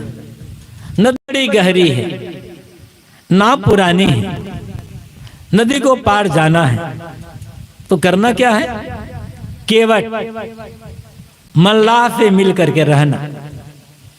केवट जो मछली मारता है उसे भी केवट कहा जाता है, और जो नाव चलाता है उसे भी केवट कहा जाता है। मल्लाह साहब कहते हैं नदी बड़ी गहरी है, तुम्हारी जो नाव है पुरानी टूटी हुई फूटी है, ये टूटी हुई नाव के सहारे तुम इस गहरी नदी को पार नहीं कर पाओगे। इसलिए और फिर तुम्हें नाव खेने का तरीका भी मालूम नहीं है, बीच धारा से नाव को कैसे पार ले जाना है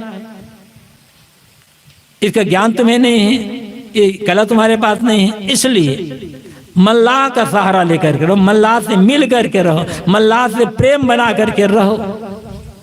तो जिस नदी जिस नाव और जिस केवट की बात साहब कहते हैं, वो बाहरी नदी या बाहरी नाव या किसी व्यक्ति वैसे केवट की बात नहीं है। नदी मन की नदी है, और ये मन की नदी कितनी गहरी है था लगाना मुश्किल। जो महासागर है उसकी था लगा ली गई है, लेकिन ये मन की नदी की था कितनी है, मन की नदी कितनी गहरी है, इसकी था लगाना मुश्किल, असंभव जैसा है। नाव विवेक संयम अत्यंत कमजोर। थोड़ा सा लोभ आता है, थोड़ा प्रलोभन आया, थोड़ा भय आया, बहक गए। दृढ़ता नहीं है मन में, धैर्य नहीं है, संकल्प मजबूत नहीं है, संयम का सहारा नहीं है।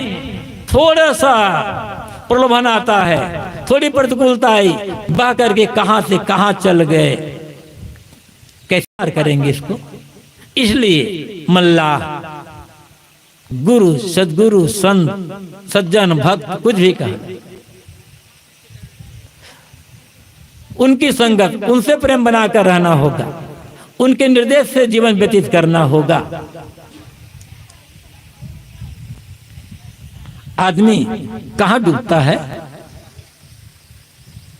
बाहर की नदी में तो डूबने वाले थोड़े थोड़े लोग हों, कभी कभार नाव पलट जाती है, कभी कोई तैरने गया, नहाने गया, तैरना नहीं आता है, डूब जाता है, डूब जाते हैं लोग। लेकिन मन की नदी में तो बिरले बिरले को छोड़ करके सब के सब डूब रहे हैं। और पहचान क्या है?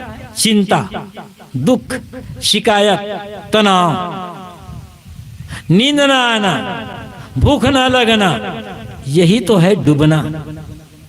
सब कुछ है आपके पास। इतना गरीब आदमी हो कि 24 घंटा मेहनत करने के बाद भी उसे भरपेट भोजन न मिले एक बार, वो आदमी चिंता में हो, एकदम तनाव में हो, टेंशन में हो, तो बात समझ में आती है। लेकिन सारी चीजें व्यवस्थित है, सब कुछ है, खाने के लिए इतना भरा है कि एक आज ना हो खेत में तो भी खाए, तो भी जीवित ले रहे। अब आज तो सरकार व्यवस्था कर रही बहुत कुछ, मकान भी है, नौकरी है, व्यापार, सब कुछ है, फिर भी क्यों नींद नहीं आ रही है? क्योंकि मन की नदी में डूबा जा रहा है आदमी। कैसे कैसे चिंता, कैसे कैसे व्यर्थ चिंता करते करते आदमी, ऐसा होगा तो क्या हो जाएगा, वो हो जाएगा, क्या होगा। काम करना है आपको, योजना बनाना पड़ेगा। एक प्रोग्राम, बिना प्रोग्राम बनाए कोई काम व्यवस्थित नहीं होगा। योजना बनाकर काम करें, लेकिन सोच लीजिए ये काम करेंगे तो घाटा हो जाएगा तो क्या होगा, तो छोड़ दो। कोई किसान सोचे आषाढ़ का महीना तो आ गया है, खेत वर्षा भी हो गई है, खेत जोतना जरूरी है, लेकिन खेत जोत ले और धान बो दे और पानी न बरसे तो क्या होगा, तो क्या होगा, भूखों मरोगे। कोई किसान ऐसा छोड़ता नहीं, पानी बरसे या ना बरसे, किसान अपना काम कभी छोड़ता नहीं है। चाहे 2 साल तक 10 साल पानी न बरसे तो भी किसान हल जोतेगा, बीज डालेगा और जो कुछ करना वो करेगा। अब पहले तो कोई सोच ले व्यापार करना है, घाटा हो जाएगा तो क्या होगा।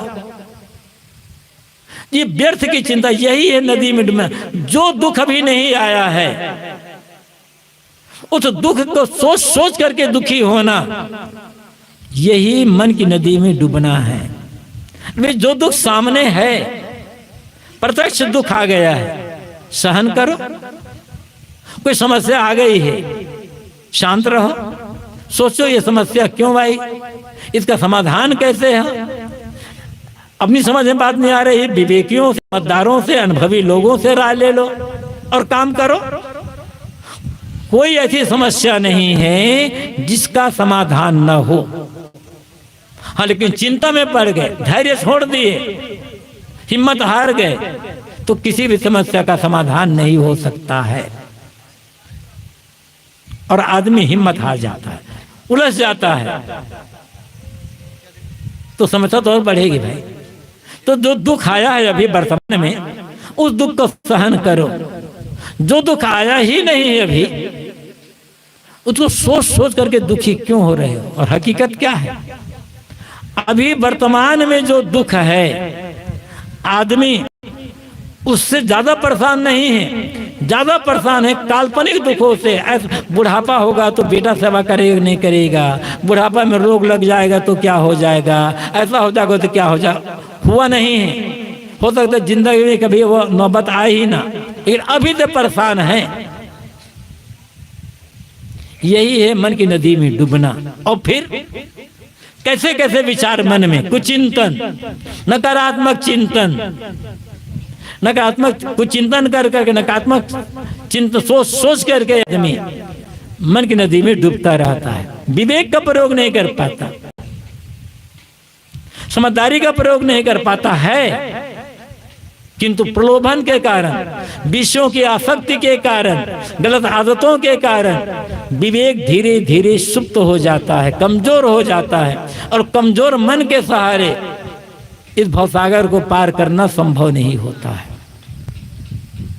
जितना आप प्रलोभन में पड़ो, जितने आप विषयों की आसक्ति में, गलत आदतों में पड़ोगे, उतना आपका धैर्य, आपका संकल्प, आपका विवेक, आपका साहस सब कमजोर होता चला जाएगा। और फिर आप चारों तरफ से अनदेखे शत्रुओं से घिर जाएंगे और उन अनदेखे शत्रुओं की मार आप सहते रह जाओगे। इसलिए ऐसी कोई आदत न बनाओ, ऐसी कोई आसक्ति न बनाओ जो आपको भीतर से कमजोर बना दे। ऐसा किसी गलत मार्ग पर ना जाओ, गलत काम ना करो जो आपको से एकदम खोखला बना दे। यहां से आप कहते हैं, गहरी नदियां नाव पुरानी के बटिया से मिले रहना। मन की जो नदी बड़ी गहरी है, तुम्हारा विवेक बड़ा कमजोर है, तुम्हारा संयम एकदम कमजोर है, थोड़े प्रलोभन में तुम्हारा संयम टूट जाता है। इसलिए केवट मल्लाह विवेकवान जो संत या गुरु हैं उनसे मिल करके रहो, उनका सहारा पकड़ करके रहो। लेकिन तब होगा जब सचमुच में जीवन में ऊपर उठने का भाव हो मन में। बाहर बाहर से गुरु का सहारा पकड़ लिए। अनेक लोग ऐसे होते हैं जो किसी बड़े गुरु से इसलिए जुड़ जाते हैं कि उनके साथ हम तो बड़े गुरु जुड़ेंगे तो हमारे गांव में बड़ी प्रसिद्धि हुई, हमें हमारा भाई अमुक का आदमी चेला है, उससे काम नहीं बनेगा। किस गुरु के चेला हो, कितने बड़े आपका गुरु है, इसमें आपके गुरु की विशेषता हो सकती है, आपकी विशेषता नहीं होगी। हमारी आपकी विशेषता तब होगी जब उस गुरु का ज्ञान, उस गुरु का त्याग, उस गुरु का संयम हमारे जीवन में आए, उस गुरु ज्ञान के अनुसार हम जीवन व्यतीत करें। केवल गुरु की दीक्षा लेने से कल्याण होता तो अब तो दुनिया में सब किसी कल्याण हो गया होता। ऐसा होता नहीं है, साधना पड़ेगा अपने आप। हाँ, लेकिन सहारा पकड़े रहे, जो निर्देश दे रहे हैं, जो विवेकी हैं, समझदार हैं, संयमी हैं, जो साधना परायण हैं, उनके निर्देश में काम करते रहें बराबर, तो डूबना नहीं होगा, धीरे धीरे करके पार हो जाएंगे। रास्ता यही है।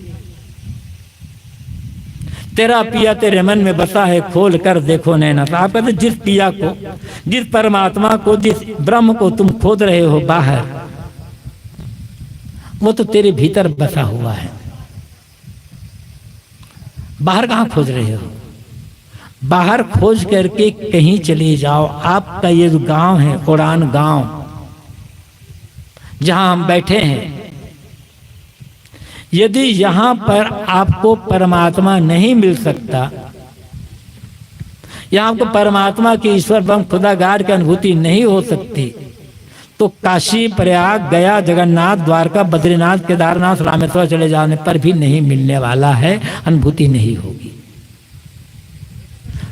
सोचते हैं यार हमारा गांव तो बहुत छोटा सा गांव है, यहाँ कहाँ परमात्मा मिलेगा? बद्रीनाथ में मिलेगा, बद्रीनाथ वालों को तो मिल गया होगा ना। प्रयागराज में मिलेगा, जहाँ प्रयागराज वालों को, उनको तो मिल गया होगा, वो तो एकदम वाह वाह कर रहे होंगे। वहां तो लड़ाई झगड़ा, बैर विरोध और लूट मार, जेब कटर सब समाप्त हो गया होता। आप जहां जाना चाहो जाओ, उसके लिए मनाही नहीं है। लेकिन आप पाप काटने के लिए जाओगे और परमात्मा पाने के लिए जाओगे। लोग तीर्थों में क्यों जाते हैं? दो काम, एक पाप काटने के लिए और दूसरा परमात्मा पाने के लिए, और बिल्कुल धोखा है। पाप करना छोड़ दो, पाप यहीं कट जाएगा। मन के जो विकार है, मन की जो गंदगी है, इनका त्याग कर दो। जहां बैठे हो वहीं परमात्मा की अनुभूति हो जाएगी, क्योंकि वो तो हाजिर हुजूर है। मन हमारा भटक रहा है, मन चंचल हुआ है, मन मलिन बना हुआ है, इसलिए अनुभूति नहीं होती है। समस्या यह नहीं है कि परमात्मा नहीं मिलता, समस्या यह है मन का मोह नहीं करता है, आदत नहीं छूटती है, और मन को निर्मल बनाने का हम काम नहीं करते हैं। जब दर्शन को दिल चाहिए तो दर्पण मांजत रहिए, जब दर्पण लागी काय तो दरस कहाँ थे पैसा। आप कहते हैं दर्पण में काय लगी हुई है, दर्पण में मैल जमा हुआ है, चेहरा साफ दिखाई कैसे पड़ेगा। इसलिए दर्पण की काई को, दर्पण के मैल को मांज करके साफ करना होगा। ऐसे ही दर्पण है हमारा मन। इस मन रूपी दर्पण में विषय विकार, लोभ मोह, राग रंग, धोखाधड़ी, पता छल कपट, अब पता नहीं किस किस धूल जमी हुई, काई जमी हुई है। ऐसे हम दूर करने का काम नहीं करते, सब कुछ करते धर्म के नाम पर, सुधारने का काम नहीं करते। तो अनुभूति कैसे होगी, परमात्मा कहाँ मिलेगा कैसे सबको। जो भी कहते हैं कि परमात्मा बाहर मिलेगा, अमुक जगह मिलेगा, केवल आपको धोखा दे रहे हैं। उनसे पूछो। कितने को ये भी कहते हैं बेटा परमात्मा तो भाव का भूखा होता है, तुम सच्चे दिल से परमात्मा को पुकारो, रो उसके लिए, परमात्मा आने के लिए रो, बिलखो, जमीन पर लौट जाओ, हाथ पैर पट के रहो, तुम्हें कभी न कभी परमात्मा मिल जाएगा। उस गुरु से पूछना महाराज आपको परमात्मा मिल गया है क्या? आप परमात्मा के लिए क्यों नहीं रोते? हमें तो कहा जा रहा है कि परमात्मा पाने के लिए तुम रो, जमीन पर लौट जाओ। गुरु महाराज कितना रो है परमात्मा पाने के लिए, कितना जमीन पर लौटे हैं, वो है ही नहीं तो मिलेगा कहां से। साहब कहते हैं तेरा पिया तेरे मन में बसा है, खोल कर देखो ना। विवेक के जो नेत्र है, विवेक की जो आंखें हैं, ज्ञान की जो आंखें हैं, समता की जो आंखें, कुछ भी कह लो, इनको खोल करके देखो। इसमें मोह की जो पट्टी लगी हुई है, इसको खोल करके देखो तो पता चलेगा जिसे मैं खोद रहा हूं वो तो मैं ही हूं, मैं मुझसे अलग है नहीं। भीतर कहना भी कर हम और आप है। ईश्वरा सर्वभूता नाम हृदय से अर्जुन तिष्ठति, बड़ा सरल वाक्य है गीता का। श्री कृष्ण अर्जुन से कहते हैं अर्जुन ईश्वरा सर्वभूता नाम हृदय से अर्जुन तिष्ठति। अर्जुन ईश्वर तो सभी प्राणियों के हृदय में बैठा हुआ है। तिष्ठति, तिष्ठति मतलब बैठना।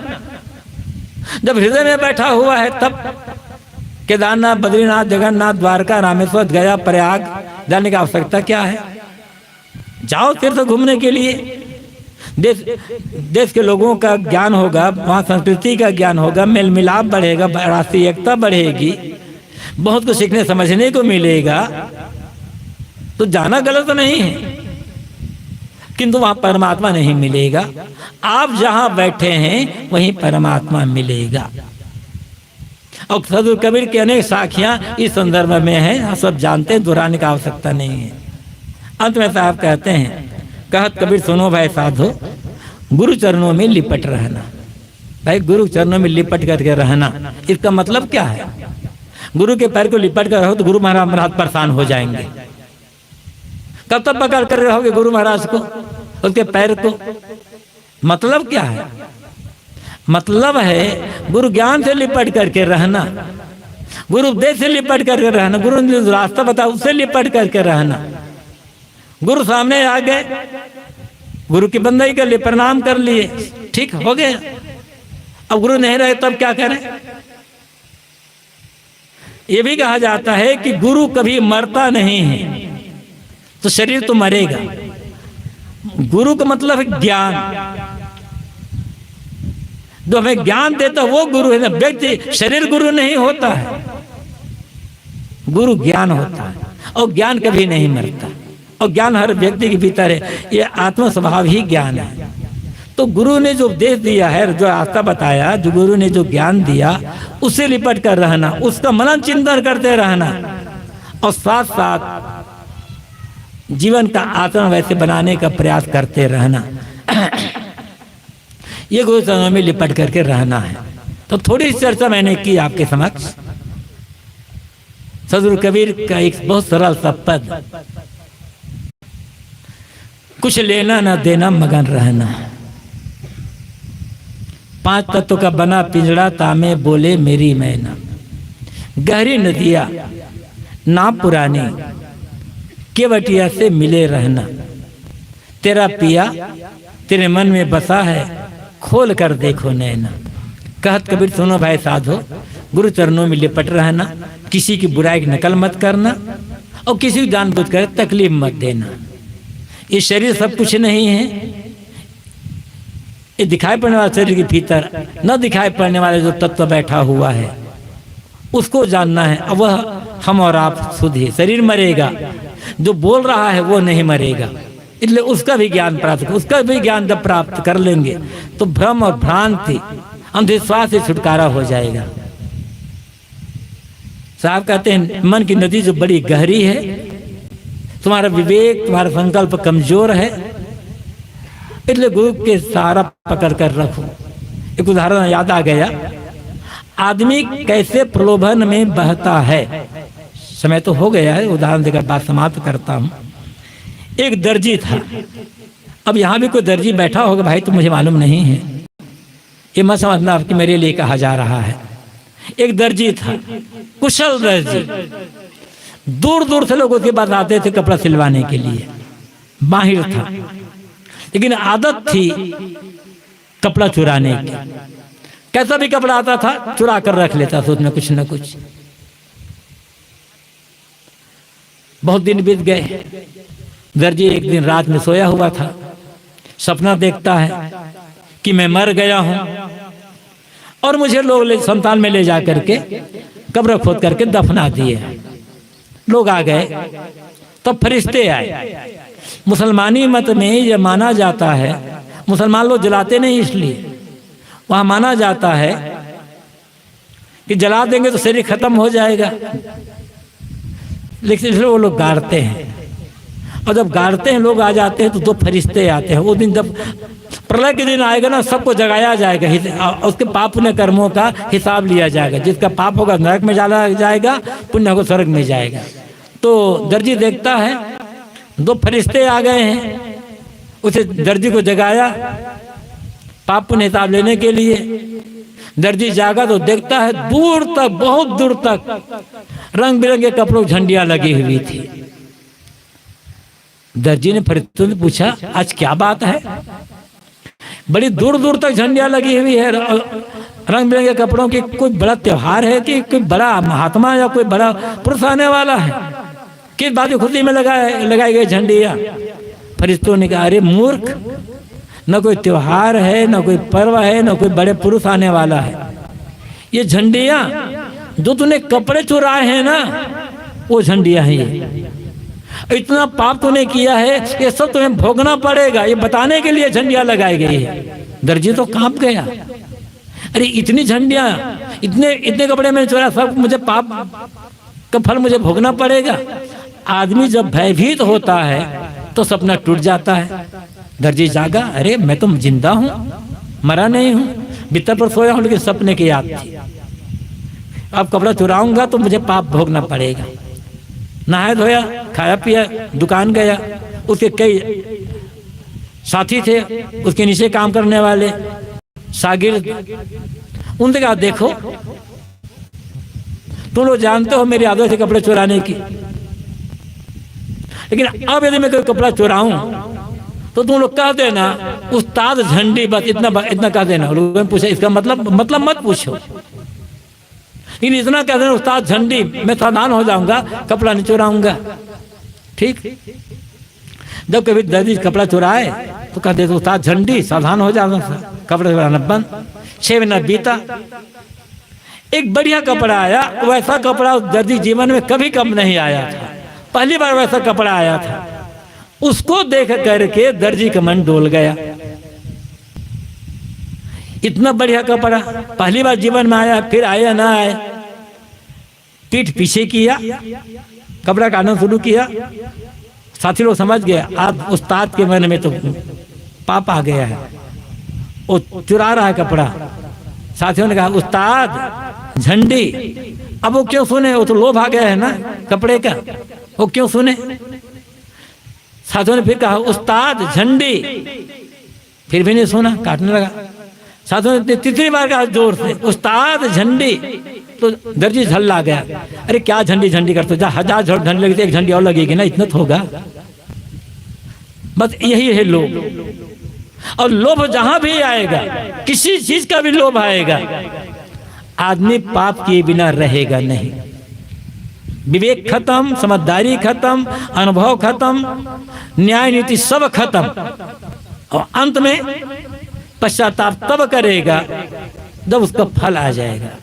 इसलिए आप कहते तुम्हारा विवेक बहुत कमजोर है, इसलिए गुरु चरणों में लिपट रहना, गुरु का सहारा पकड़, सदगुरु से मतलब ज्ञान का, विवेक का, समझदारी का सहारा पकड़ करके रहो, तब इस नदी को पार कर सकोगे। और तब जो पूरी आत्म शांति, आत्म तृप्ति, आत्म संतुष्टि है, उसका अनुभव हो सकेगा, और तब ये मानव जीवन पाना हमारा सार्थक होगा।